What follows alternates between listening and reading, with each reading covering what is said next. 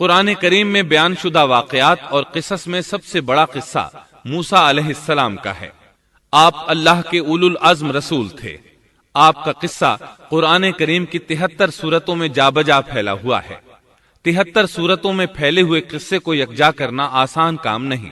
ایسے واقعات کی جزیات کو قرآن و حدیث کی چھلنی میں سے گزارنا انتہائی ضروری ہے، تاکہ ہر بات قرآن اور حدیث سے منطبق ہو جائے اور ان کے نزول کا منشا اور تقاضا بھی پورا ہو جائے۔ تو آئیے سنتے ہیں قصہ سیدنا موسیٰ علیہ السلام کا۔ یہ گناہ بلا ارادہ ہوا تھا، خطا تھی۔ پھر آپ نے ان الفاظ میں اللہ سے وعدہ کیا، قال رب بما انعمت علی فلن اکون ظہیرا للمجرمین۔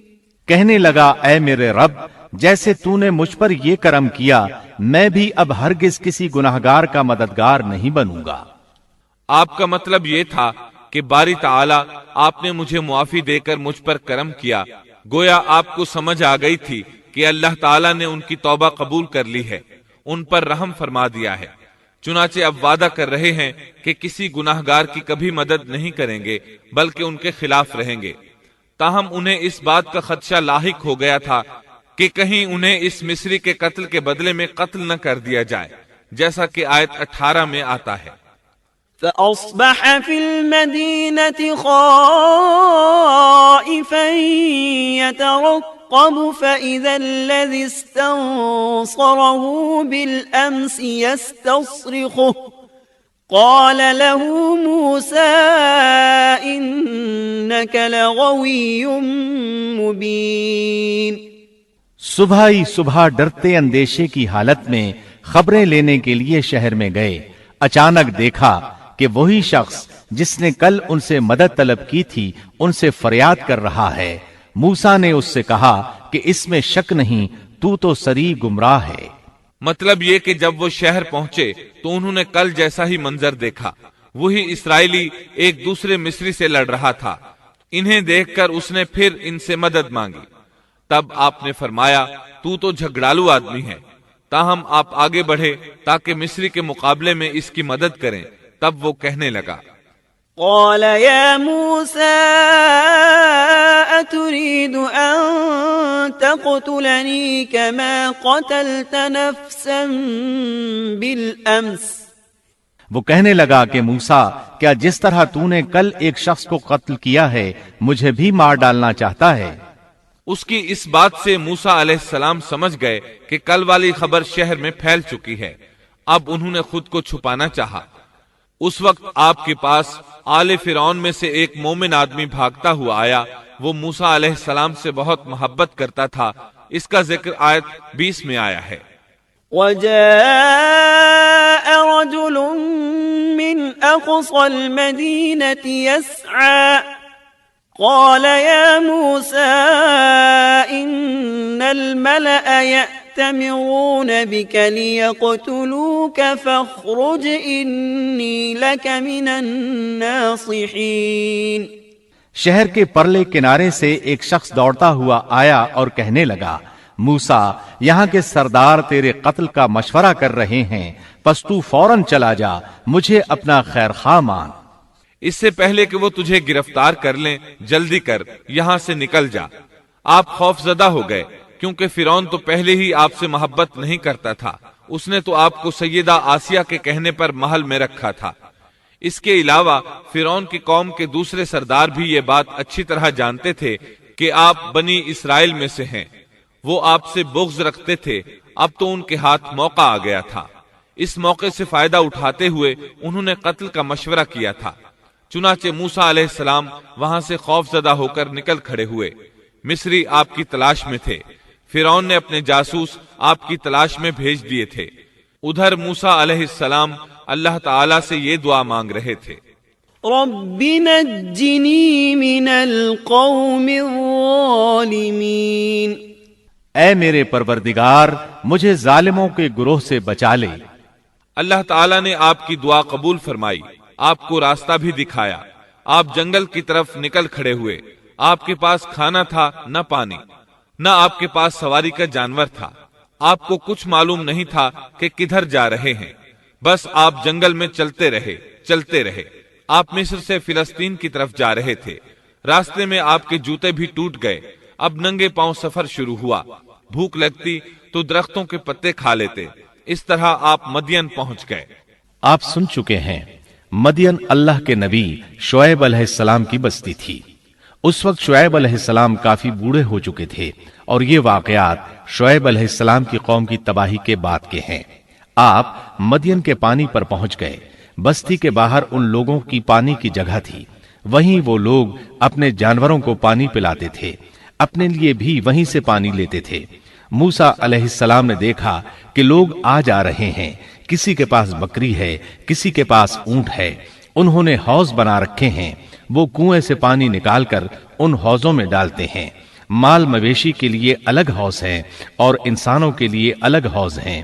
آپ نے وہاں دو ایسی عورتوں کو دیکھا جن کے پاس بکریاں تھیں، وہ اپنی بکریوں کو پانی سے دور ایک طرف لیے کھڑی تھیں، ان کو پانی کی طرف جانے سے روکے ہوئے تھیں۔